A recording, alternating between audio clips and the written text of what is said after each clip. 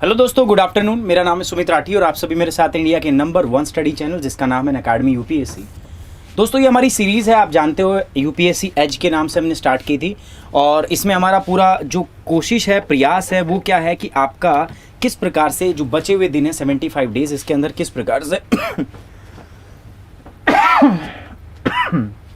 Prelims को हम crack कर पाएँ। ठीक है, तो ये बेसिक चीज़ है हमारी, तो हम उसी के लिए काम कर रहे हैं। हमारा पूरा ये प्रोग्राम जो है 2 मार्च से स्टार्ट हुआ था एंड ये अभी चलता रहेगा दोस्तों। इस मुहिम में देखो, इस प्रोग्राम के अंदर जितने भी हमारे टॉपिक्स हैं, हम सब के सब उसको डिस्कस कर रहे हैं, है ना। चाहे वो एनवायरनमेंट हो, पॉलिटी हो, चाहे वो हिस्ट्री हो, चाहे आपकी अदर क्लासेज, जो सारी की सारी जो क्लासेज हैं वो हमारी चल रही है। और ऐसे भयंकर टाइम पे भी चल रही है जब कोरोना वायरस का जो है ना आउटब्रेक। आप लोगों की भी संख्या में लगातार गिरावट है, लेकिन हमारे उत्साह में और हमारे जोश में कोई कमी नहीं है भाई, है ना। सो जल्दी से आप सभी लोग यार लाइव आ जाओ, एक बार जल्दी से शेयर कर दो। मुक्ता, क्षत्रिय, MD, Aditi, Khushboo, Bhaskar, Sakshi, Karan Azad, Pandit, Kshatriya, Shikha, Hina, हिरांजन, Nisha, Khushboo, Sanjay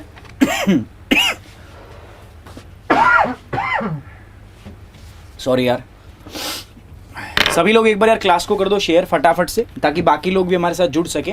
and let's start the class, है ना। जल्दी से क्लास को करते हैं शुरू, ठीक है। गुड आफ्टरनून एवरीबडी, good afternoon, good afternoon, good afternoon, good afternoon, good afternoon. So जल्दी से आ जाओ यार, एक बार लाइव क्लास हो चुकी है, इस बात को यार ग्रुप में यार please, this is my humble request to all of you. एक काम आप कर दिया करो यार, है ना।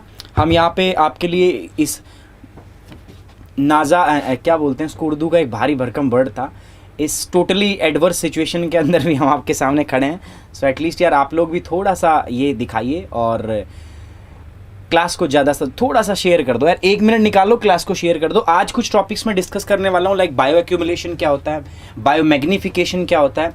सो bio accumulation and bio magnification both are important topic and they can be asked in the UPSC prelims also. Okay, now after this we are going to discuss about the biogeochemical cycle, है ना। आपको देखो याद नहीं होगा, but मैं आपको याद दिलाना चाहूँगा कि जो इकोसिस्टम हम पढ़ रहे थे ना, उस इकोसिस्टम के हम बेसिकली 3 फंक्शन हमें पढ़ने थे।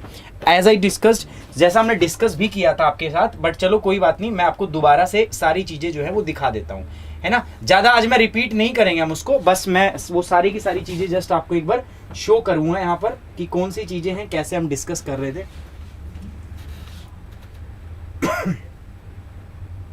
देखिए यहाँ पे हमने डिस्कस किया था फर्स्ट, अगर आपको ध्यान में दिख रहा हो, आपको विजिबल हो चीज़ें, तो मैंने क्या बताया था। देखो, फंक्शन ऑफ इकोसिस्टम को हम 3 तरीकों से डिस्कस करने वाले थे, ठीक है।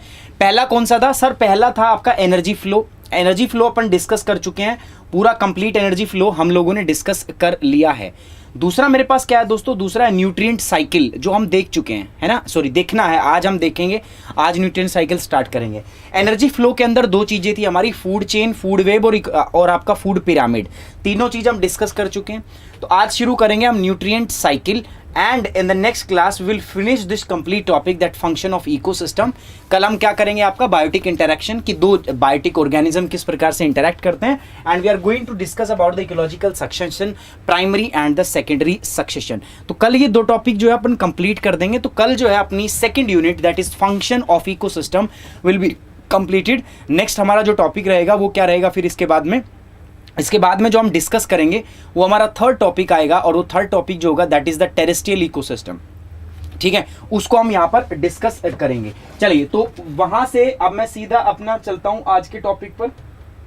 आज का हमारा क्या टॉपिक है?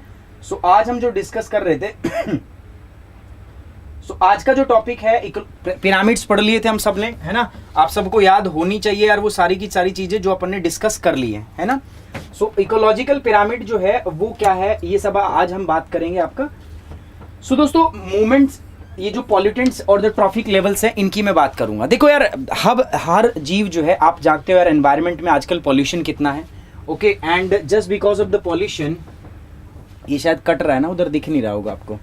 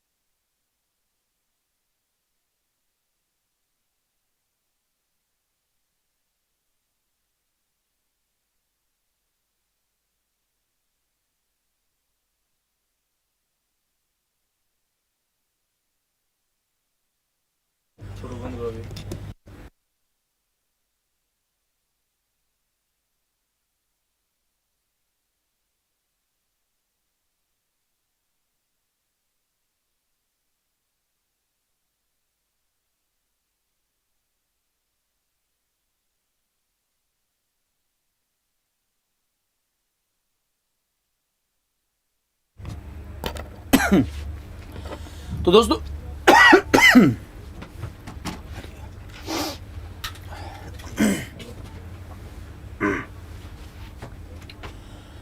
Pollutant and the trophic level, ठीक है। तो पॉल्यूटेंट और ट्रॉफिक लेवल जो है उसकी हम बात कर रहे थे। तो देखो यार, हमारे अगर हम बात करें, आपका जो फूड चेन होती है ना, उसके अंदर क्या होता है ना, हर एक जीव दूसरे जीव को खाता है। अगर आपको याद हो तो मैंने फूड चेन के अंदर ये सारी चीजें जो है आपकी डिस्कस भी की थी, है ना। If you remember, if you can recall these things, सारी की सारी चीजें जो है वो हमने डिस्कस भी आपके सामने यहाँ पर की हुई थी कि कौन कौन सी चीजें हैं, कौन किसको खाता है, कैसे प्रोग्राम जो है वो पूरा चलता है।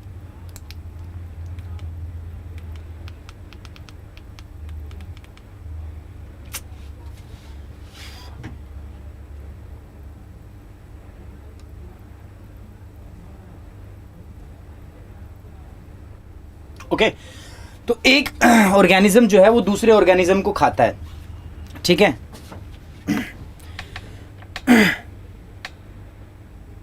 गुड आफ्टरनून यार, good afternoon everybody.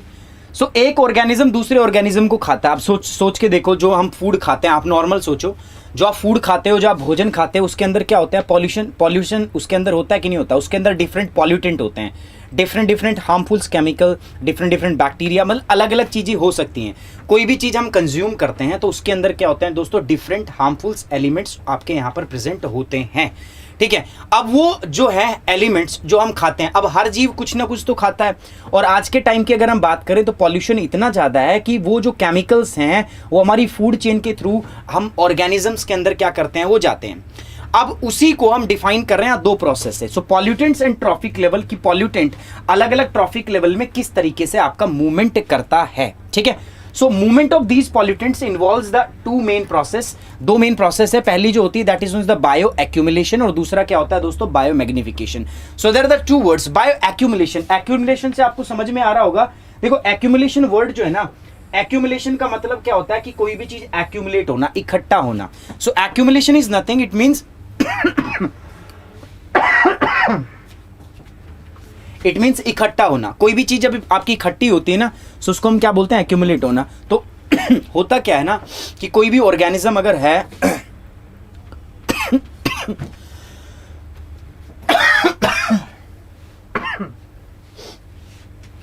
Sorry guys यार,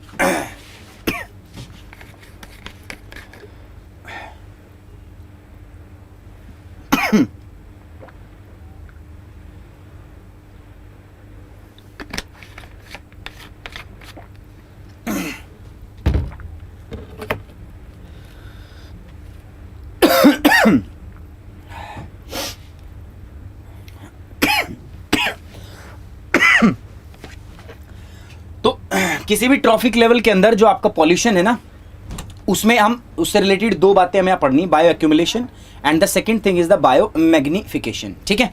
दो चीजें हमें यहाँ पढ़नी है।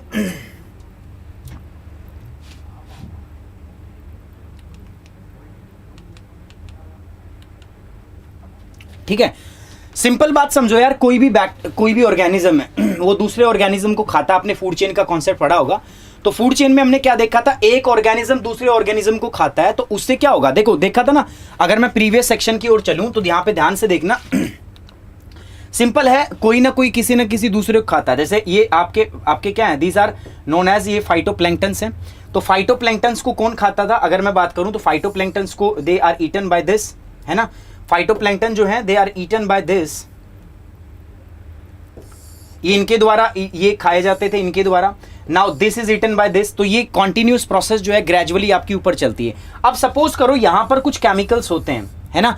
तो वो केमिकल एक से आपका फूड चेन में क्या करते हैं, ऊपर जाते रहते हैं। तो उसी पॉल्यूटेंट का, उसी डिफरेंट पॉल्यूटेंट के हमें बारे में बातें करनी है कि किस प्रकार से पॉल्यूटेंट जो है आपके फूड लेवल के अंदर, आपके ट्रॉफिक लेवल के अंदर मूव करता है, ठीक है। चलो उसी के बारे में बात कर रहा हूं आपका। तो हमें आप दो चीजों के बारे में ध्यान देना है। पहली जो चीज है यहां पर हमारे पास, that is known as the bio accumulation. The first thing here is the bio accumulation. यहां पर जो पहली चीज है मेरे पास, that is the bio accumulation, उसका नाम है बायो एक्यूमुलेशन।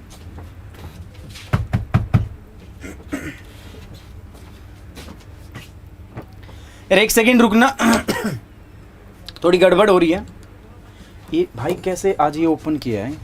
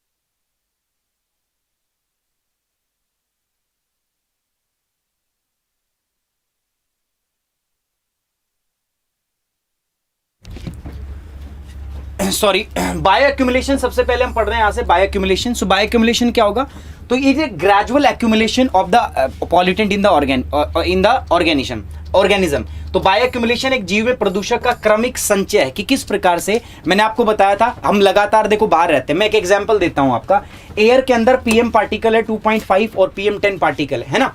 हम सांस ले रहे हैं, सांस में धीरे धीरे से जब हम सांस लेते हैं ना, तो वो जो पार्टिकल्स है पीएम 2.5 एंड पीएम 10, वो धीरे धीरे हमारी बॉडी के अंदर क्या होते रहते हैं, अक्यूमुलेट होते रहते हैं। और ये एक्यूमुलेशन तब तक चलता रहता है दोस्तों जब तक ये हमारे लिए बहुत डेडली साबित ना हो जाए। और जब ये डेडली साबित हो जाएंगे तो हमारी बॉडी के अंदर कुछ ना कुछ गड़बड़ हो जाएगी। तो यही प्रोसेस है। देखो बायो मतलब क्या होता है कि किसी भी ऑर्गेनिज्म, बायो का मतलब क्या होता है दोस्तों आपका ऑर्गेनिज्म, और यहां पर एक्यूमुलेशन जो होता है ना वर्ड, इसका मतलब क्या होता है इकट्ठा होना। सो किसी भी ऑर्गेनिज्म के अंदर अगर पॉल्यूटेंट जो है आपके वो धीरे धीरे इकट्ठे होते हैं तो उसी प्रोसेस को कहते हैं बायो एक्यूमुलेशन। बात समझना, बहुत सिंपल चीज है यार। मैं हूं, कोई भी ऑर्गेनिज्म है, हम ह्यूमन ऑर्गेनिज्म, हम अपनी बात कर लेते हैं। In the human we generally interact with our environment, our skin जो है it will interact with environments. हम फूड खाना खाते हैं, ठीक है, फूड चेन के द्वारा। तो इस प्रोसेस में क्या होता है, सांस लेते हैं तो एयर अंदर जाती है, ब्रीथ करते हैं, तो सॉइल, वाटर, एयर और फूड वेब के द्वारा बहुत सारे जो पॉल्यूटेंट है, जो आपकी जो केमिकल्स हैं, जो हार्मफुल चीजें हैं, वो हमारी बॉडी के अंदर चले जाते हैं, ठीक है। और जब वो बॉडी के अंदर चले जाते हैं तो हमारे शरीर में वो इकट्ठा होते रहते धीरे धीरे, और उसी प्रोसेस को हम क्या बोलते हैं, बायो एक्यूमुलेशन, जो उनका इकट्ठा होना है। और जब ये चीजें हमारी बॉडी में एक्यूमुलेट होती रहती है, उसके बाद में एक लेवल ऐसा आ जाता है दोस्तों, वो डेडली लेवल है, उसके बाद में प्रॉब्लम हमें होनी स्टार्ट हो जाती है। तो उसको, उसी प्रोसेस बोलते हैं it happens when an organism absorb these chemicals through their skin, air and food chains, ठीक है। कैसे कैसे हम ये ऑर्गेनिज्म को ग्रहण करते हैं, ये बात बताइए। The concentration of the toxic chemicals will become higher in the organism that it in the air। अब देखो, जो हवा थी, हवा में क्या होता है ना, बहुत ज्यादा मात्रा के अंदर क्या होता है, प्रेजेंट होता है, लेकिन हवा, एयर जो है उसकी मात्रा भी ज्यादा है।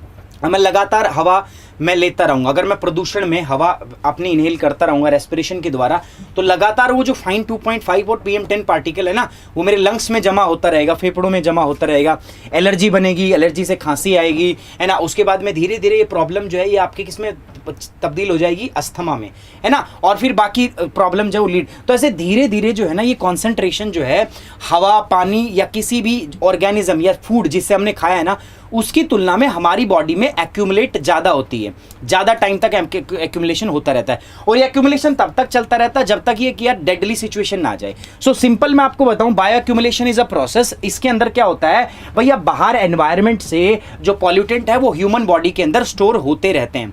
हमारी बॉडी में कहाँ से आते हैं, क्योंकि हम एनवायरनमेंट के साथ इंटरेक्ट करते हैं भैया। हम हवा में सांस लेते हैं, हम खाना खाते हैं, ठीक है, हम पानी पीते हैं, हम इस वजह से क्या होता है हमारी बॉडी के साथ में जो बॉडी और एनवायरनमेंट का जो इंटरेक्शन होता है उसकी वजह से जो हमारे अंदर ये डिफरेंट पॉल्यूटेंट आपके जमा होते रहते हैं, ठीक है। तो ये तो हुआ बायो एक्यूमुलेशन।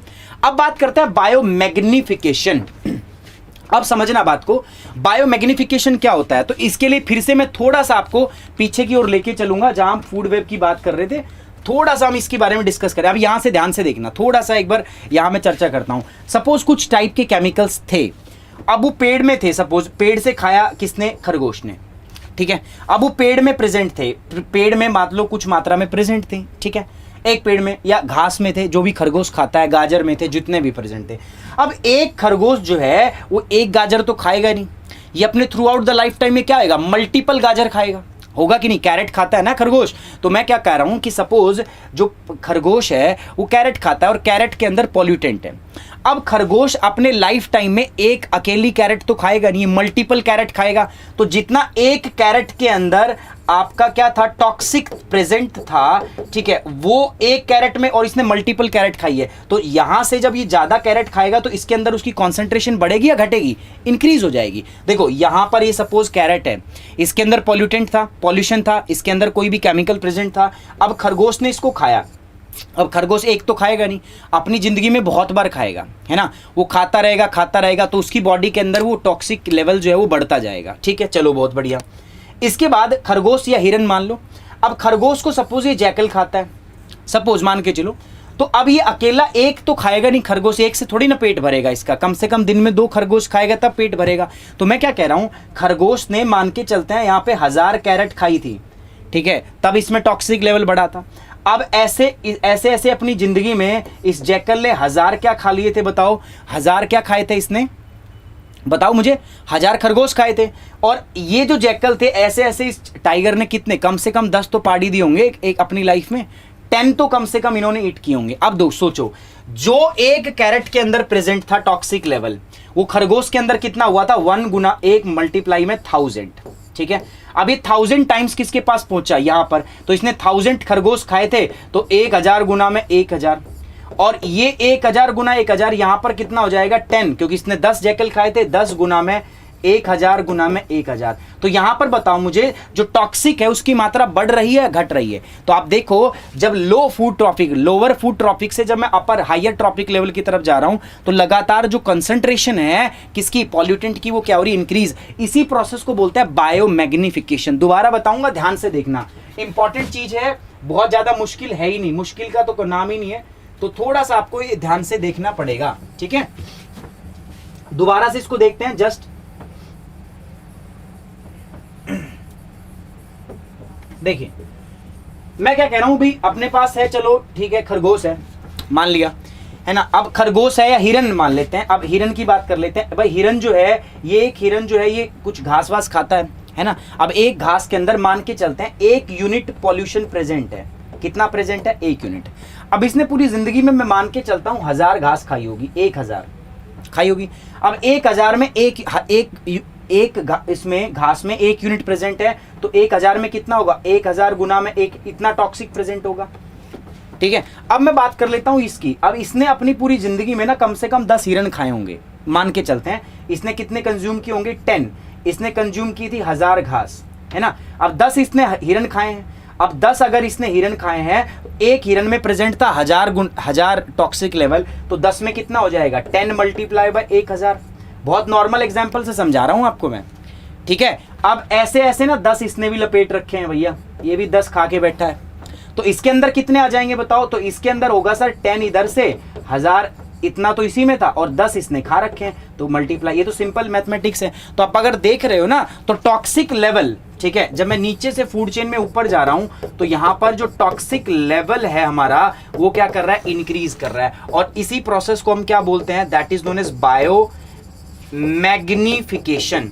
मैग्निफिकेशन का मतलब देखो, बायो का मतलब सेम होता है, बायो मतलब ऑर्गेनिज्म, ठीक है, और मैग्निफिकेशन का मतलब क्या होता है, बढ़ना। तो ये जो है आपका पॉल्यूटेंट जो है, जैसे जैसे from the lower trophic we move to the higher trophic level, so ये जो पॉल्यूटेंट है इसका स्तर क्या होता जाता है दोस्तों, बढ़ता जाता है। इसी प्रोसेस को हम क्या बोलते हैं, बायो मैग्निफिकेशन, ठीक है। चलिए बताइए दोस्तों, कितनों को समझ में आया और कितनों को नहीं आया। जिनको समझ में नहीं आया प्लीज यार बताइए मुझे, और जिनको समझ में आया प्लीज एक बार थम्स अप करो, ताकि मुझे पता चल जाए कि आप लोगों को समझ में आ गया। यार थोड़ा सा मैं डिस्टर्बेंस के लिए माफी चाहता हूँ, एक्चुअली खांसी बहुत ज़्यादा हो रखी है, थोड़ा मेरे को फीवर भी है, तो उसकी वजह से बार बार खांसी आ रही है। सो आप शायद डिस्टर्ब हो रहे हो उससे, but I am sorry for that. चलिए, सो ये समझ में आ गया आपको। ये वैसे अपवर्ड, ये पिरामिड, ये में टॉपिक दूसरा है, ठीक है, इसको उससे रिलेट मत करना। ये जस्ट मैंने आपको एक प्रोसेस समझाई है कि किस प्रकार से बायोमैग्निफिकेशन होता है। सो बायो एक्यूमुलेशन और बायोमैग्निफिकेशन, जनरली हम कंफ्यूज हो जाते हैं, दोनों अलग अलग चीज है। एक्यूमुलेशन का मतलब क्या, हमारी बॉडी में स्टोर होना। तो होता क्या है, जब कोई भी ऑर्गेनिज्म किसी चीज को खाता है, खरगोश ने घास खाई, तो जितना इसके अंदर में प्रेजेंट था क्या, टॉक्सिक लेवल, वो इसकी बॉडी में स्टोर होता जाता है। अब एक घास खाएगा, ठीक है, फिर 2 खाएगा, 3 खाएगा, 4 खाएगा, तो वो लगातार पॉल्यूशन जो है, जो केमिकल्स है, जो हार्मफुल पॉल्यूटेंट्स हैं, वो इसके अंदर क्या होते जाएंगे दोस्तों, स्टोर होते जाएंगे, ठीक है। अब ये तो हुआ बायो एक्यूमुलेशन, एक्यूमुलेट हो रहे हैं। लेकिन जब ये कोई दूसरा इसको खाएगा, तो अब ये अकेले जिंदगी में एक तो खाएगा नहीं, ये तो बहुत सारे खाएगा ना। तो एक खरगोश में जितना केमिकल था उतना, और प्लस में इतनी जिंदगी में जितने खरगोश खाए हैं, तो मल्टीप्लाई उतना कर दो, तो इसके अंदर और भी ज्यादा लेवल होगा उस पॉल्यूशन का। अब ये इसने खाए हैं भाई साहब ने, तो इसने जितने खाए होंगे उसने का बराबर का इतना। तो अगर हम बात करें तो यहां पर जो है वो चीजें जो है वो आपकी क्या होती हैं, बढ़ती हुई जाती है। बात समझ में आ रही है आपका। चलिए, तो ये हमने देख लिया है, अब मैं आगे की ओर बढ़ता हूं, ठीक है। सो ये बस दिखाने के लिए मैं एक बार आपको पीछे लाया था। मेन टॉपिक हमारा क्या है, बायोमैग्निफिकेशन, है ना। So biomagnification refers to the progressive bio accumulation, increase of the concentration. जैसे मैंने बताया था आपको कि खरगोश से उससे वो बढ़ रहा था, है ना। तो बायोमैग्निफिकेशन समय बीतने के साथ प्रत्येक उष्णकटिबंधीय स्तर पर प्रगतिशील बायो एक्यूमुलेशन को संदर्भ करता है, ठीक है। ये गलत ट्रांसलेशन हो रखा है पूरा का पूरा, मैंने जो बताया आपको वो ध्यान रखो, ये गलत ट्रांसलेशन हो गया यार। In order to the biomagnification to occur the pollutant must have a long. अब देखो एक बात और बता देता हूं, जो पॉल्यूटेंट है ना भाई, ठीक है हमने बात किया सर, आप बात कर रहे हो सर, आपने बताया अभी अभी मुझे कि जो हम बात कर रहे हैं जिस चीज की, बस ध्यान देना भैया, अभी अभी जो हमने आपके साथ में बात की थी जस्ट इस लेवल के ऊपर, यहां पर मैंने बात की थी in this case, in this scenario, 1 minute, यहां पे हमने बात की थी, ठीक है, यहां पे हमने बात की थी अभी अभी आपके साथ में। और बात जो थी वो क्या की थी भैया, बात हमारी हुई थी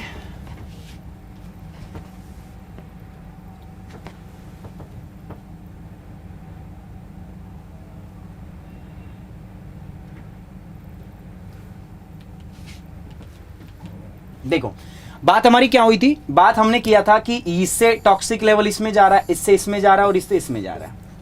अब ये जो भी हार्मफुल पॉल्यूटेंट आपका है,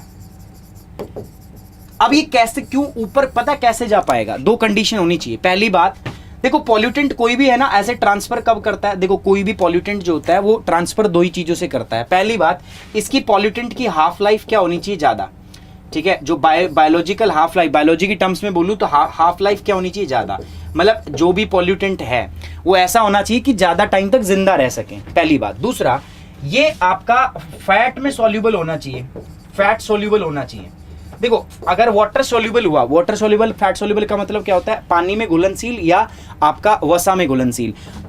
अगर वो वसा में घुलनशील होता है तो ही वो सर्वाइव कर पाएगा, लेकिन अगर वो वाटर में घुलनशील है, मतलब अगर वो वाटर में सॉल्यूबल है, तो जो एक्सक्रीशन है हमारा उस प्रोसेस से वो क्या हो जाएगा, आपका बाहर हो जाएगा, ठीक है। हम जैसे ही आपका यूरिन पास आउट करेंगे तो वो यूरिन के थ्रू क्या हो जाएगा, बाहर। अगर वो वाटर में सॉल्यूबल है, पानी में घुल के बाहर निकल जाएगा। तो किसी भी बायो मैग्निफिकेशन प्रोसेस के लिए दो चीजें बहुत जरूरी है, पहली उसका हाफ लाइफ जो होना चाहिए वो क्या होना चाहिए, ज्यादा, और दूसरा क्या होना चाहिए, वो कंटेंट जो है वो क्या होना चाहिए, फैट में सॉल्यूबल होना चाहिए, फैट सॉल्यूबल होना चाहिए instead of the water solubility, ठीक है। ये बात क्लियर है, किसी को कोई दिक्कत है तो बताओ। Water soluble vitamin B and C, vitamin की बात नहीं कर रहे हम, ठीक है, विटामिन की बात नहीं करें, तो देयर आर टू थिंग्स, ठीक है, समझ में आई बात आपको, कौन सी बात कर रहा हूं मैं आपका। बायोमैग्निफिकेशन के लिए दो चीजें बहुत जरूरी है, हाफ लाइफ ज्यादा होनी चाहिए उसकी, और सॉल्युबल होना चाहिए किसमें, must not be soluble in the water but must be soluble in the fat. जैसे डीडीटी की बात कर दूं मैं, डीडीटी, तो डीडीटी क्या है आपका, ये फैट में सॉल्युबल है। देखो फैट में सॉल्युबल होगा तो हमारी बॉडी के अंदर फैट है ना, तो उस फैट में घुल के वो स्टोर हो जाएगा, जम जाएगा, वो लंबे टाइम तक रहेगा, पहली बात। दूसरी बात, उसकी लाइफ साइकिल क्या होना चाहिए, ज्यादा होना चाहिए। So the concentration of the toxic chemicals will become higher in the organism then it in the air, water और द सॉइल। अब देखो जहां से ऑर्गेनिज्म आया वो मैंने पिछली बात में ही बता दिया था, उससे ज्यादा होगा वो, है ना। The accumulation will grow until its lead to the organism to a deadly situation. ये तो चलो पिछली बात हम कर रहे थे। If the pollutant in soluble in the water it will get excreted in the organism. मैंने बताया था यदि जो प्रदूषक है वो पानी में घुलनशील है तो वह जीव के द्वारा उत्सर्जित कर दिया जाएगा, जैसे ही वो यूरिन पास आउट करेगा बाहर, है ना। Pollutant will be dissolve in the fat and retain for the long time. लेकिन अगर वो फैट में घुलनशील है तो आपकी बॉडी में वो ज्यादा टाइम तक क्या होगा, स्टोर हो जाएगा। जैसे देखो जो मैमल्स होते हैं ना, स्तनधारी जो होते हैं, उसके अंदर जो फीमेल है उनके दूध का टेस्ट किया जाता है। जैसे आप चलो छोड़ो, जो मदर्स होती है ना, लैक्टेटिंग वुमेन्स होती हैं, उनके भी जो अगर मैं बात करें तो बहुत सारे टेस्ट होते हैं। उस टेस्ट को इसीलिए किया जाता है ये देखने के लिए दोस्तों कि कहीं इन्फेक्शन है तो नहीं, क्योंकि अगर इन्फेक्शन है तो जो मदर से वो इन्फेक्शन किस में चला जाएगा, वो पॉल्यूटेंट किस में चला जाएगा, वो बच्चे में चला जाता है, ठीक है। क्यों, क्योंकि वो क्या उस समय पे लैक्टेटिंग वुमेन है और दूध जो होता है उसके अंदर बहुत ज्यादा मात्रा में फैट होती है, दैट्स व्हाई पॉल्यूटेंट क्या कर जाएगा, आपका ट्रांसफर। सो सिंपल दो बातें मैंने आपको यहां पर बताई, पहला बायो एक्यूमुलेशन, दूसरा बायो मैग्निफिकेशन। बायो एक्यूमुलेशन का मतलब क्या है, आपकी बॉडी के अंदर जो भी आपका पॉल्यूटेंट है वो एक्यूमुलेट हो रहे हैं, और बायो मैग्निफिकेशन का मतलब है उनकी मात्रा बढ़ रही है। जैसे से हम लोअर ट्रॉफिक लेवल से हाई ट्रॉफिक लेवल की ओर जा रहे हैं तो वो क्या हो रहे हैं दोस्तों, आपका एक्यूमुलेट हो रहे हैं। लाइक ऐसे मैंने बताया वाटर में मान के चलते हैं एक है ना। अब ये प्रोड्यूसर है तो प्रोड्यूसर ने तो बहुत सारा पानी पिया होगा, तो मान के चलते उसने 1000 यूनिट पानी पिया होगा, तो 1 यूनिट वाटर में एक, अगर मैं मान रहा हूं 1 यूनिट पॉल्यूटेंट है, तो अगर प्रोड्यूसर जो है यानी कि फाइटोप्लैंक्टन, बताया था ना मैंने फाइटोप्लैंक्टन, तो फाइटोप्लैंक्टन ने अगर 1000 यूनिट लिया तो इसके अंदर 1000 होगा। अब ये जो जू प्लैंक्टन होते हैं, सपोज इन्होंने क्या किया होगा, कम से कम 10 फाइटोप्लैंक्टन तो खाए होंगे ना, तो इसके अंदर कितना हो गया, 10,000। अब जो स्मॉल फिश होती है, छोटी छोटी फिश होती है, कम से कम वो 10 जू प्लैंकटन तो खाए होंगे ना उन जिंदगी में अपनी में, तो उसमें कितना हो गया 1 लाख। अब ये जो स्मॉल फिश है, लार्ज फिश ने कम से कम अपनी पूरी जिंदगी के अंदर 10 छोटी मछली तो खाई होगी, तो उनके अंदर कितना हो गया देखो आपका 10 लाख। और ये जो बड़े जो आपके हैं, आपके और भी हायर ट्रॉफिक लेवल के अंदर जो कार्निवोर्स हैं, तो इनमें कम से कम जो है आपका 10 बड़ी मछलियां तो खाई होंगी, इसलिए इसके अंदर कितना हो गया 1 करोड़। तो आप देख रहे हो जैसे जैसे हम ऊपर जा रहे हैं कॉन्सेंट्रेशन क्या कर रही है, बढ़ रही है। इसी प्रोसेस को बोलते हैं बायोमैग्नेटिज्म। मतलब वाटर में तो 1 यूनिट था, पानी में तो सिर्फ 1 यूनिट था, यहां पर कितना था 1000 यूनिट, लेकिन इस पक्षी तक पहुंचते पहुंचते, हवॉक तक पहुंचते पहुंचते इसकी मात्रा जो होती है कितनी हो जाती है, 1 करोड़ गुना ज्यादा हो जाती है। बस इसी प्रोसेस को हम क्या बोलते हैं, बायो मैग्निफिकेशन। ठीक है, चलिए बताइए यार, किसी को समझ में नहीं आया तो जल्दी से बताओ, मैं उस चीज को रिपीट कर दूंगा, otherwise we will move to the next topic. अब ये हो गया। अब अगला जो टॉपिक आता है that is known as the biogeochemical cycle. देखो बायोजियोकेमिकल साइकिल की बात करूं, 3 अलग अलग वर्ड है यहाँ पर, बायो अलग से, जियो अलग से, केमिकल अलग से। मतलब क्या हुआ, bio plus geo plus chemical, its known as the bio geochemical cycle. Bio का मतलब क्या होता है, here bio means the living organism, कोई भी लिविंग ऑर्गेनिज्म, उसका मतलब क्या होगा बायो, है ना। दूसरी बात अगर मैं बात करूं जियो, जियो का मतलब क्या होता है मैं पहले बता चुका हूं, anything that is related to earth is known as geo. So bio, इसके बाद जियो, जियो का मतलब होगा something that is related to earth. तीसरा है केमिकल, केमिकल का मतलब क्या होता है आपका, कोई भी एलिमेंट्स। तो 3 चीजें होंगी आपका बायो जियो केमिकल साइकिल, इसमें मैं पढ़ने वाला हूं। तो हम बात करने वाले हैं किस प्रकार से लिविंग ऑर्गेनिज्म जो है वो अर्थ के द्वारा, अर्थ से, अर्थ में क्या क्या चीज आ गई, अर्थ के एटमॉस्फेयर से, अर्थ के सेडिमेंटेशन से किस प्रकार से एलिमेंट को ग्रहण करता है। हम है, हमें क्या चाहिए होती है, और कार्बन डाइऑक्साइड, हमें ऑक्सीजन चाहिए होती है सांस लेने के लिए, हम कहाँ से लेते हैं, हमें पानी चाहिए होता है, पानी कैसे रिसाइकिल होता है, ऑक्सीजन कैसे मिलती है हमें, हमें आपका जो कार्बन डाइऑक्साइड है उससे कार्बन की मात्रा कैसे मिलती है, सल्फर कैसे मिलता है। तो ये सारा जो बायोजियोकेमिकल साइकिल है ये हम पढ़ने वाले हैं। तो in the biogeochemical cycle ultimately what we are going to study that how exactly these different chemicals get cycled in the environment. समझ में आ रही है बात आपको। कार्बन है, पेड़ों को कार्बन डाइऑक्साइड चाहिए, ठीक है, तो पेड़ कार्बन डाइऑक्साइड कहाँ से लेते हैं, एटमॉस्फेयर से लेते हैं। तो वो किस प्रकार से, अगर पेड़ ऐसे एटमॉस्फेयर से लेते रहते हैं तो कौन उसको रिप्लेनिश करता है, भरता कौन है, तो हम भरते हैं by the process of respiration. So पूरी साइकिल हम पढ़ रहे हैं हर केमिकल्स की, है ना। अभी जो बायोजियोकेमिकल साइकिल होते हैं इसको हम फर्दर डिवाइड करते हैं कितने पार्ट में, आपका 2 पार्ट के अंदर। कैसे, देखो बायोजियोकेमिकल साइकिल हम बात करते हैं 2 पार्ट से। जो जितने भी केमिकल्स होते हैं, जितने भी आपके एलिमेंट्स होते हैं, इनको हम 2 तरीकों से इनके साइकिल को डिवाइड करते हैं। पहला on the basis of period of replenishment. Replacement का मतलब क्या होता है भैया, अब मान के चलते हैं हमने ऑक्सीजन ले ली, मैंने इनहेल कर ली, उसके बाद में ये ऑक्सीजन जो है, अब ऐसा तो नहीं मेरे अंदर कंज्यूम हो जाएगा, ऐसा कुछ नहीं हो रहा। वो पार्टिकल जो है वो आएगा बाहर, है ना, वो कितने टाइम पे आपका क्या होता है दोबारा से बनता है, उस चीज़ को हम क्या बोलते हैं आपका बायोजियोकेमिकल, उस चीज़ को बोलते हैं रिप्लेसमेंट पीरियड, कि कितनी देर में जो हमने कंज्यूम किया उसको दूसरे उसी सेम केमिकल से कितनी देर में रिप्लेस कर दिया जाएगा। ठीक है, तो बायोजियोकेमिकल साइकिल को रिप्लेसमेंट के आधार पर हम कितने भागों में बांटते हैं, 2 भागों में। फर्स्ट होता है दैट इज परफेक्ट साइकिल, दूसरा होता है आपका इम्परफेक्ट साइकिल। परफेक्ट साइकिल किसको बोलोगे बताओ, परफेक्ट साइकिल बोलेंगे जी ऐसा न्यूट्रिएंट जिसको तुरंत जैसे ही वो कंज्यूम हुआ है ना, उसको तुरंत रिप्लेनिश कर दिया जाए, उसको तुरंत रिप्लेस कर दिया जाए। जैसे गैस होती है, ठीक है, गैस को तुरंत रिप्लेस कर दिया जाता है, लगभग गैस इंस्टेंट रिप्लेस हो जाती है, तो इसलिए उसको बोलते हैं परफेक्ट साइकिल। इनपरफेक्ट में क्या होता है, इनपरफेक्ट में क्या होता है कि उस साइकिल के दौरान, उस चक्र के दौरान कुछ न्यूट्रिएंट जो होते हैं वो उस प्रोसेस में लॉस हो जाते हैं, नुकसान हो जाता है, वो मिलते ही नहीं है। तो in second case some nutrient are lost from the cycle and get loaded into the sediments, उसको हम बोलते हैं सेडिमेंट्री साइकिल। तो साइकिल आगे आप पढ़ोगे 2 तरीके के हम और भी बांटते हैं on the basis of reservoir. पहला होता है आपका किसका, गैसियस साइकिल, और दूसरा क्या होता है सेडिमेंट। जितने भी एलिमेंट्स हैं आपके, ठीक है, कोई भी एलिमेंट हो, वो 2 तरीकों से ही तो मिलते हैं आपको, पहला गैसियस रूप में और दूसरा आपका सॉलिड रूप में। गैसियस रूप से मिलेंगे एनवायरनमेंट से, जैसे नाइट्रोजन आपको कहां से मिलेगी, एनवायरनमेंट से, इन the form of the gas. तो किस प्रकार से नाइट्रोजन का साइकिल चलेगा, वो कैसा साइकिल होगा, गैसियस साइकिल। ठीक है, और गैसियस साइकिल जो होते हैं they are totally perfect. Why they are totally perfect, because these nutrient are replaced as fast as they are utilized. जितनी जल्दी हम इनको यूटिलाइज करते हैं उतनी ही जल्दी ये क्या होते हैं, अपना रिप्लेस होते रहते हैं। दूसरा इम्परफेक्ट साइकिल। इम्परफेक्ट में क्या होता है, some nutrient are lost from the cycle and get loaded into the sediments. मैंने बताया कुछ जिस प्रोसेस के अंदर, साइक्लिक प्रोसेस के अंदर कुछ न्यूट्रिएंट इसमें क्या हो जाते हैं, आपके गायब हो जाते हैं और हमारे सेडिमेंट्री सिस्टम के अंदर लॉकडाउन हो जाते हैं।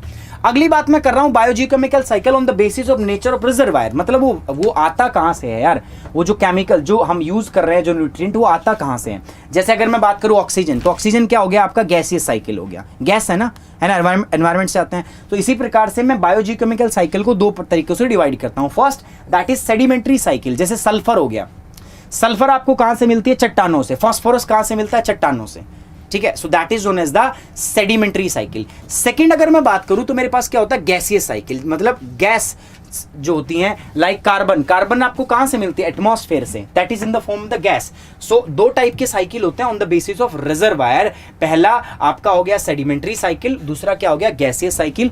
गैसियस साइकिल का मतलब क्या हो गया, कार्बन, और दूसरा क्या हो गया, नाइट्रोजन। तो कार्बन और नाइट्रोजन जो है there example of the gaseous cycle. बताइए यहां तक कोई दिक्कत।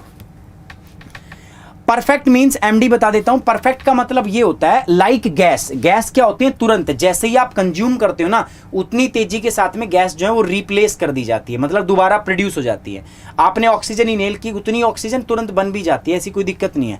नियरली सेम रेट से काम हो रहा है, जितनी आप कंज्यूम कर रहे हो उतना ही तुरंत बन रहा है, तो उसको बोलेंगे हम आपका परफेक्ट, ठीक है। उसको क्या बोलेंगे हम आपका परफेक्ट। ध्यान से देखो दोबारा, nutrient are replaced as fast as they are utilized. जितनी जल्दी आप एक न्यूट्रिएंट को, एक खनिज को खत्म करोगे, उसके साथ उतनी जल्दी वो क्या होने वाला है, रिप्रोड्यूस होने वाला है। So such cycle is known as the perfect cycle. Second is imperfect. Imperfect में क्या होगा, कुछ न्यूट्रिएंट ऐसे होते हैं जितनी जल्दी से आप उनको कंज्यूम करते हो ना, उतनी जल्दी से वो प्रोड्यूस नहीं होते, ठीक है। जैसे सेडिमेंट्री साइकिल जो होते हैं, सेडिमेंट्री मतलब जो पृथ्वी से हमें मिलते हैं, सेडिमेंट से मिलते हैं, वो इतनी जल्दी से रिप्रोड्यूस नहीं होते, उनको टाइम लगता है। लाइक सल्फर का आपने यूज किया, जितना आप सल्फर यूज करोगे ना, अब वो सल्फर एकदम तुरंत से वो नहीं बनेगा, तो उसके अंदर क्या लगेगा दोस्तों, टाइम लगेगा, तो उसको हम बोलते हैं आपका imperfect. So there are two type of the आपका cycle, one is the perfect cycle and second is the imperfect. So perfect जो होता है उसके अंदर तुरंत यूटिलाइज हो जाता है, वो तुरंत न्यूट्रिएंट रिप्लेस हो जाता है, और इम्परफेक्ट के अंदर क्या होता है, थोड़ा सा टाइम लगता है।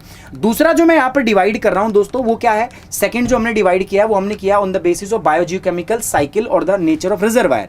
ये दो हो गया, पहला सेडिमेंट्री जैसे सल्फर, फास्फोरस, और दूसरा क्या हो गया, गैसियस। गैसियस मतलब जैसे कार्बन और नाइट्रोजन का।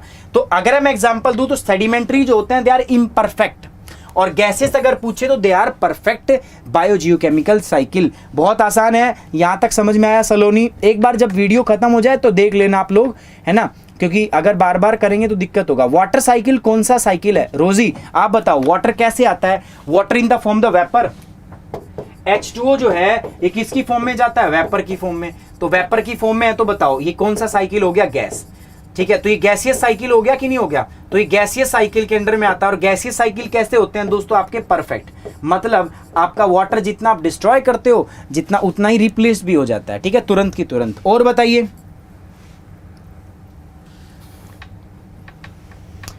Carbon and nitrogen both are gas. Sandeep Chauhan, carbon भी गैस है और नाइट्रोजन भी गैस है। तो गैस के जो साइकिल होते हैं वो तो गैसियस हो गए, और गैसियस साइकिल होते हैं they are totally imperfect perfect cycle. देखो सिंपल सी बात है, आप पता नहीं इतना कंफ्यूज क्यों हो रहे हो, बार बार मेरे को देखने को मिल रहा है। बायोजियोकेमिकल साइकिल को हम दो तरीकों से विभाजित कर रहे हैं। पहला on the basis of replacement period. Replacement का मतलब क्या होता है, रिप्लेसमेंट क्या होता है, देखो जैसे मैं ज्योग्राफी पढ़ा रहा था, अब प्लस के अंदर आप किसने मेरे को रिप्लेस कर दिया, रोहन सर ने मेरे को रिप्लेस कर दिया। So this is known as replacement. समझ रहे हो बात को, एक गया दूसरा आ गया। तो ऐसे ही ऐसा साइकिल जो परफेक्ट हो, मतलब जितनी जल्दी से गया ना मैं, उतनी जल्दी से दूसरा बंदा आ गया, इसको बोलते हैं परफेक्ट साइकिल, ठीक है। इम्परफेक्ट क्या होता है, मैं चला जाऊं और 3 महीने के बाद में कोई दूसरा टीचर आपका है, दैट इज इम्परफेक्ट। समझ में आई बात, अब भी नहीं आई। परफेक्ट मतलब जितनी जल्दी से जो न्यूट्रिएंट आपके यूटिलाइज होते हैं, उतनी जल्दी से वो प्रोड्यूस हो जाए, रिप्लेस कर दिए जाए। समझ रहे हो, परफेक्ट साइकिल। जितने भी गैसियस साइकिल होते हैं वो सब परफेक्ट होते हैं। इम्परफेक्ट साइकिल का मतलब क्या है, कुछ न्यूट्रिएंट ऐसे होते हैं जो जितनी जल्दी से कंज्यूम होते हैं ना, उतनी जल्दी से वो जनरेट नहीं होते, उनका कुछ मात्रा सेडिमेंटेशन में लॉक हो जाता है, उसको हम बोलते हैं इम्परफेक्ट साइकिल, ठीक है। अब ये हमने देख लिया दोस्तों, चलिए अब मैं बात करता हूं सबसे पहला वाटर साइकिल। वाटर साइकिल कैसे होता है, पानी कैसे आता है? तो वाटर साइकिल कैसा है दोस्तों, पहली बात तो मैं बता दूं, सो वाटर साइकिल जो है दिस इज परफेक्ट साइकिल। पहली बात तो ये परफेक्ट है। दूसरा एक ऐसा साइकिल है दोस्तों, ये आपका गैसियस साइकिल है। तो यहां तक तो आपको कोई दिक्कत होनी नहीं चाहिए, गैसियस है तो परफेक्ट होगा। अब पानी आता कैसे है, सोच के बताओ मुझे, कैसे आता है पानी? देखो प्रेसिपिटेशन होती है, बारिश होती है। अब बारिश के अंदर क्या होता है, पानी सरफेस रन ऑफ ऐसे चला जाता है। भाई बारिश से होती है ना, ये बादल है, ठीक है, बादल दिख रहे हैं आपको, बादल से बारिश हुई जिसको मैंने नाम दे दिया प्रेसिपिटेशन। प्रेसिपिटेशन का मतलब है वर्षा। तो यहां पर होती है मेरे पास वर्षा। वर्षा जब हुई तो उससे क्या हुआ, पानी देखो कुछ ऐसे आएगा, कुछ तो ग्राउंड वाटर के रूप में मतलब जमीन में जाके स्टोर हो जाएगा, कुछ ऐसा पानी जो है ये बहता हुआ दिखेगा, इसको बोलेंगे सरफेस रन ऑफ, मतलब वो पानी जो सतह से बह रहा है। अभी पानी बहता बहता क्या करेगा, नदी में, झील में, लेक में कहीं भी चला जाएगा, समुद्र में इकट्ठा हो जाएगा। अब समुद्र से क्या होगा दोस्तों, वहां से ये इवेपोरेट होगा, ऊपर उठेगा, इसको बोलते हैं इवेपोरेशन। इवेपोरेशन का मतलब क्या हो गया आपका, यहां से ये वाष्पीकृत होगा। तो यहां पर क्या हो गया, वाष्पीकरण। तो देखो बारिश हुई, वर्षा हुई, उसके बाद सरफेस रन ऑफ जो वाटर है ये आपका ग्राउंड पे रहा, अलग अलग रूप में, कुछ ग्राउंड वाटर में स्टोर हो गया और कुछ नदी में या समुद्र में जाके गिर गया, है ना, छोटी छोटी झील, पौंड, लेक, कहीं तो जाके पानी इकट्ठा होगा ना। अब जहां पानी इकट्ठा हुआ, सूर्य की पड़ेगी गर्मी और तापमान बढ़ेगा, तो वो क्या होगा आपका, इवेपोरेट होगा। इवेपोरेट का मतलब वाष्पीकृत होगा, और वाष्पीकरण की प्रोसेस में फिर बाद में जाकर वो धीरे धीरे कंडेंस होने लगेगा। भैया जैसे जैसे ऊपर जाएगा वो कंडेंस होगा। कंडेंस का मतलब क्या होता है आपका, संघनन। तो वो संघनित होगा, फिर से संघनित होगा, फिर से बादल बनेगा, बादल बन के फिर से प्रेसिपिटेशन होगा। तो पूरी चीज समझ में आ रही है आपको? देखो क्या हो रहा है भाई, कंडेंसेशन, कंडेंसेशन से बारिश, प्रेसिपिटेशन, उसके बाद सरफेस रन ऑफ, कुछ ग्राउंड वाटर स्टोर हो गया, कुछ नदी में स्टोर हो गया, यहां से फिर से क्या हो रहा है दोस्तों आपका इवेपोरेशन, वाष्पीकरण, वाष्पीकरण के बाद फिर से कंडेंसेशन। तो ये पूरा जो साइकिल है आपका चलता रहता है, and this is known as the water cycle. इसको हमने क्या नाम दे दिया आपका, वाटर साइकिल, है ना। कितने लोगों को ये बात समझ में नहीं आई? बहुत आसान है। पानी का चक्र कैसे चलता है, कैसे चलता है पानी? भाई बारिश होती है, बारिश से पानी मिलता है। याद करो ज्योग्राफी में जब मैंने आपका क्लाइमेट या एटमॉस्फेयर स्टार्ट किया तो मैंने बताया था, ठीक है, जो प्राइमोडियल स्टेट होती है हमारी, जो एटमॉस्फेयर बन रहा था उसके अंदर हमारे पास कुछ वाटर वेपर प्रेजेंट थे। जब वो वाटर वेपर, आप जब पृथ्वी का तापमान कूल डाउन, ठंडा होने लगा, तो वो जो पानी जो था वो प्रेजेंट जो था वो आपका ठंडा होके, आपका कूल डाउन होके, आपका प्रेसिपिटेशन की फॉर्म में, वर्षा की फॉर्म में वो नीचे आने लगा। जब बारिश होने लगी तो उससे समुद्र बन गए। अब जब समुद्र बन जाएंगे तो क्या होगा, सूर्य का तापमान बढ़ेगा, तो वहां से फिर से पानी भाप बन के ऊपर उठेगा। जब भाप बन के ऊपर उठेगा वो फिर से बादल बनाएगा, फिर से बारिश। तो ये कंटिन्यू प्रोसेस जो होती है वो चलती रहती है, और इसी को हम बोलते हैं वाटर साइकिल। कंडेंसेशन, उसके बाद आपका प्रेसिपिटेशन, फिर से इवेपोरेशन, फिर से कंडेंसेशन। तो ये पूरा साइकिल जो है आपका चलता रहता है। तो this is known as the water cycle. बहुत आसान चीज है, मुझे नहीं लगता किसी को इसमें प्रॉब्लम होनी चाहिए, ठीक है। सलोनी ऑलमोस्ट सेम रहता है। लॉस कहां होगा बताओ, लॉस कहां होगा बताओ मुझे, ठीक है। थोड़ा बहुत कंज्यूम होता है, ठीक है, थोड़ा बहुत कंज्यूम होता है ना, बट नियरली परफेक्ट है। जितना होता है उतना ही ज्यादा क्या होता है, रिप्रोड्यूस। अच्छा, पेड़ पौधे भी ना थोड़ा जब सांस लेते हैं हम, जैसे हम सांस छोड़ते हैं उसको बोलते हैं हम ट्रांसपायरेशन। जब हम पेड़ पौधे सांस छोड़ते हैं ना उसको बोलते हैं ट्रांसपायरेशन। और ट्रांसपायरेशन के अंदर वो भी थोड़े बहुत पानी, वाटर वेपर छोड़ते हैं। जैसे हम कार्बन डाइऑक्साइड छोड़ते हैं ना, इसी प्रकार से जब पेड़ पौधे सांस लेते हैं ना तो वो क्या करते हैं, जमीन से कुछ लिया हुआ पानी वो वाष्प बना के ऊपर एनवायरनमेंट में रिलीज करते हैं। इससे तापमान भी ठंडा रहता है। इससे क्या होता है, तापमान भी आपका जो टेम्परेचर है एटमॉस्फेयर का वो भी कूल रहता है। सो इसको क्या बोलते हैं, इस पूरी प्रोसेस को हम क्या बोलते हैं आपका, ट्रांसपायरेशन। क्या बोलते हैं, ट्रांसपायरेशन। डन। चलिए अब अगली मैं बात करता हूं दोस्तों। नेक्स्ट इसके बाद है मेरे पास कार्बन साइकिल, है ना। तो इसमें तो बहुत भारी भरकम लिखा हुआ है, यूनिट बताई हुई है पूरी, अपने को इतना नहीं देखना, ठीक है। अब एक बात बताओ यार, मैं सिंपल आपसे पूछता हूं, एटमॉस्फेयर में कार्बन डाइऑक्साइड प्रेजेंट है कि नहीं है? थोड़ा आसान करते हैं इसको, इसमें बहुत ज्यादा जो है वो लिखा हुआ है, थोड़ा सा इसको क्या करते हैं आपका आसान करते हैं, ठीक है। और आसान कैसे करते हैं, देखो मैं एक स्लाइड यहाँ पर ऐड कर रहा हूँ, ध्यान से देखना। सिंपल था, ये कार्बन साइकिल है। इसके अंदर बेसिकली क्या होगा, आपका जो कार्बन है वो मूव करेगी। अब जो कार्बन है वो किस तरीके से मूव करेगी, क्या होगा वो मैं आपको बताऊंगा यहाँ पे, है ना। तो कार्बन हो क्या रहा था भाई, एटमॉस्फेयर में कार्बन प्रेजेंट थी, कार्बन डाइऑक्साइड प्रेजेंट होती है। इस कार्बन डाइऑक्साइड के एटमॉस्फेयर को पेड़ पौधे एब्जॉर्ब कर लेते हैं, करते हैं ना पेड़ एब्जॉर्ब। इस प्रोसेस को क्या बोलते हैं हम, फोटोसिंथेसिस। कर लिया, अब पेड़ पौधों ने इसको एब्जॉर्ब कर लिया और इससे पेड़ पौधे अपने पत्ते, भाई पेड़ पौधे क्या करते हैं आपका बताओ मुझे, पेड़ पौधे जो होते हैं वो कार्बन डाइऑक्साइड को एब्जॉर्ब कर लेते हैं। एब्जॉर्प्शन के द्वारा क्या बनता है, वो अपना बायोमास बनाते हैं, अपना जो पत्ते हैं टहनियाँ हैं वो उसी कार्बन डाइऑक्साइड से बनती हैं, ठीक है। इन्होंने एब्जॉर्ब कर लिया, उसके बाद में यहीं से कुछ जो है इसकी सॉइल के द्वारा कुछ आपका एटमॉस्फेयर के ग्राउंड के अंदर भी स्टोर हो जाती है। समझ में आ रही बात। उसके बाद में क्या होता है, जब ये पेड़ गलेगा सड़ेगा तो जितनी कार्बन डाइऑक्साइड इसने अपने जीवन भर में एब्जॉर्ब की थी, जैसे ये गलेगा तो माइक्रोबियल एक्टिविटी के द्वारा ये उतना ही वापिस बना भी दिया जाएगा, उतना ही कार्बन डाइऑक्साइड चला भी जाएगा। इन केस अगर मान के चलते हैं कोई बड़ी आपदा होती है, नेचुरल कैलेमिटी होती है, तो ये पेड़ जब नीचे जमीन के अंदर स्टोर हो जाएगा, हाई टेम्परेचर से किस में कन्वर्ट हो जाएगा, फॉसिल्स। फॉसिल मतलब जीवाश्म, और वो कोयले के रूप में या पेट्रोलियम के रूप में वो हमें मिल जाएगा। तो हो क्या रहा है अल्टीमेटली, अगर मैं आपसे बात करूं ना, तो हो क्या रहा है, देखो एटमॉस्फेयर के अंदर मेरे पास कार्बन डाइऑक्साइड प्रेजेंट है। कहां पर प्रेजेंट है, एटमॉस्फेयर के अंदर। अब ये एटमॉस्फेयर के अंदर जो प्रोड्यूस्ड है इस कार्बन डाइऑक्साइड का को एब्जॉर्ब किया जाता है किसके द्वारा, पेड़ के द्वारा। ट्रीज को क्या करते हैं, एब्जॉर्ब करते हैं। They utilize it in the process of photosynthesis, प्रकाश संश्लेषण के द्वारा वो इसको इस्तेमाल करते हैं। अब ये जो उन्होंने किया, दूसरी दूर अगर मैं बात करूं तो इसकी सप्लाई कौन मेंटेन करता है, इसकी सप्लाई अपन मेंटेन करते हैं। जितने भी जो ऑर्गेनिज्म है, जितने भी ऑर्गेनिज्म है वो सारे के सारे क्या करते हैं, आपका कार्बन डाइऑक्साइड को क्या करते हैं, ग्रहण करते हैं, ठीक है। अब देखो जब ये ऑर्गेनिज्म डेड हो जाता है, मर जाता है, तो ये स्टोर हो जाएगा। तो ये ऑर्गेनिज्म जब डेड होगा तो इससे भी क्या होगी, आपकी CO2 रिलीज होगी। ये CO2 जो है फर्दर एटमॉस्फेयर में जाएगी और वो फिर से एटमॉस्फेयर से कहां पर आएगी, पेड़ों में।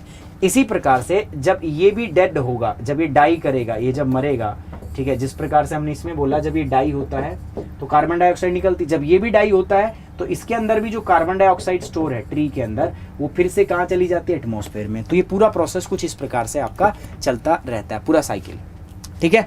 नेट बैलेंस वो लगभग सेम रहता है, इसीलिए कार्बन डाइऑक्साइड की मात्रा जो अभी भी क्या है, सेम है। सो इसको हम क्या बोलेंगे, this is known as the carbon cycle. क्या बोलते हैं इसको दोस्तों, कार्बन। ये दोनों जगह ऐसे ही चलता है। देखो पानी में भी ऐसा ही होता है, एटमॉस्फेयर से कार्बन डाइऑक्साइड थी, ये आपका पानी में इसमें घुलती है, किसमें घुलती है, आपका ऑक्सीजन इसमें आपका घुलती है पानी में, और पानी में ऑक्सीजन जब ये जो कार्बन डाइऑक्साइड घुलती है तो यहाँ से जो हमारे पास फाइटोप्लैंक्टन होते हैं, समुद्र के जो छोटे छोटे वहाँ पर हमारे पास जीव होते हैं फाइटोप्लैंक्टन, वो इस कार्बन डाइऑक्साइड को एब्जॉर्ब करके bye the process of photosynthesis वो क्या बनाते हैं, खाना बना लेते हैं, है ना। अपना खाना बना देंगे और बदले में वो क्या रिलीज करते हैं, O2 ऑक्सीजन। वो ऑक्सीजन समुद्र के पानी में घुल जाती है, जिससे ऑर्गेनिज्म इस ऑक्सीजन का इस्तेमाल करके सांस लेते हैं। मछली जल की रानी है, वो इसी ऑक्सीजन पे जिंदा है।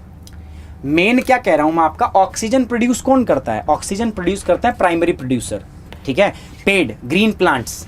तो ग्रीन प्लांट्स समुद्र में कौन होते हैं, समुद्र में भी छोटे छोटे ग्रीन प्लांट्स होते हैं जिनको हम बोलते हैं आपका फाइटोप्लैंक्टन। कई बार बता चुका हूं मैं आपका, फाइटोप्लैंक्टन जो है by the process of photosynthesis वो आपका क्या करते हैं, ऑक्सीजन प्रोड्यूस करते हैं।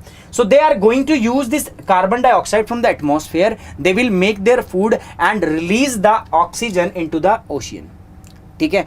अब हो गया काम। अब जब वो खाएंगे उनको कोई, या वो मर जाएंगे, डेड हो जाएंगे, तो जब वो डेड हो जाएंगे तो क्या होगा, आपका नीचे जाके सेडिमेंटेशन में वो जमा हो जाएगा, है ना। तो ये प्रोसेस जो है इस प्रकार से चलती रहती है, पूरा साइकिल जो है इस प्रकार से आपका क्या होता रहेगा दोस्तों, चलता रहता है, ठीक है। This process complete is known as the carbon cycle. बात समझ में आ रही है आपको। तो किस प्रकार से हमने देखा वाटर साइकिल, है ना, अब देखा वाटर साइकिल। अच्छा, इसके बाद तो तीसरा आता है ना, ये हमारे पास है नाइट्रोजन साइकिल, ठीक है।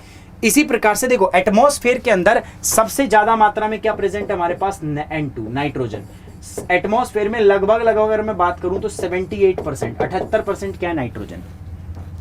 नाइट्रोजन बहुत जरूरी है दोस्तों सबके लिए, आपके लिए, मेरे लिए। हमारे जो DNA जेनेटिक मटेरियल जो होता है ना, उसका एक इंपॉर्टेंट पार्ट होता है क्या, आपका दिस नाइट्रोजन, है ना। अब ये नाइट्रोजन हमारे अंदर ऐसी कैपेसिटी नहीं होती कि हम डायरेक्ट नाइट्रोजन को ही एब्जॉर्ब कर लें। अब इस नाइट्रोजन को कन्वर्ट करना पड़ता है ताकि हम इसको इस्तेमाल कर पाएंगे। कैसे होगा ये कन्वर्ट दोस्तों, देखो ये कन्वर्ट दो तरीकों से होता है, एक तो नेचुरल प्रोसेस होती है और एक होती है आपकी मैन मेड प्रोसेस, कृत्रिम प्रक्रिया। कृत्रिम प्रक्रिया में क्या होता है, देखो हम नाइट्रोजन एटमॉस्फेयर से कैच करते हैं बाय द हेबर-बोस प्रोसेस, और उससे फिर हम फर्टिलाइजर बनाते हैं। यूरिया ऐसे ही तो बनता है, बहुत हाई टेम्परेचर के ऊपर हेबर-बोस प्रोसेस के द्वारा एटमॉस्फेयर का नाइट्रोजन पकड़ के हम उससे यूरिया बनाते हैं। यूरिया क्या होता है, एक नाइट्रोजनस फर्टिलाइजर होता है।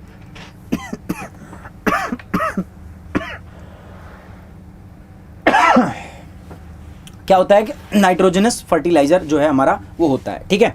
एटमॉस्फेयर से पकड़ के हम वो नाइट्रोजन जो है वो हम आपका क्या बनते हैं, उससे फर्टिलाइजर बनाते हैं, पहली बात। दूसरी बात क्या होता है दोस्तों,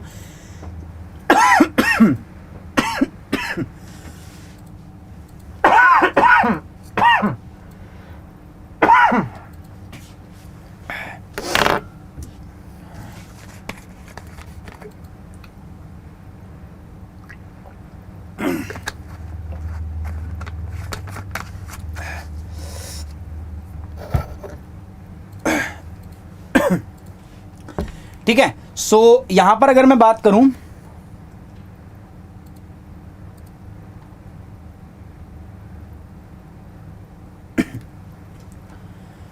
टाइम हो गया, चलो यार नाइट्रोजन साइकिल अपन नेक्स्ट क्लास में पढ़ेंगे यार, ठीक है। अभी आपकी आगे की क्लास का टाइम हो चुका है और वो नेक्स्ट क्लास में पढ़ेंगे दोस्तों। यार कोई भी इससे संबंधित कोई डाउट हो तो आप मेरे को यहाँ पूछ सकते हो, ये इंस्टाग्राम चैनल है मेरा, है ना, मेरे को मेल ड्रॉप कर सकते हो। साथ ही साथ मैं बता दूं अनअकैडमी का सब्सक्रिप्शन वो भी आप ले सकते हो। कैसे आपको पता है, 2 ईयर का जो अनअकैडमी सब्सक्रिप्शन है वो अभी 80,000 में ना के चलो दोस्तों, कल मिलते हैं नेक्स्ट क्लास के अंदर। टेक केयर, बाय बाय, जय हिंद।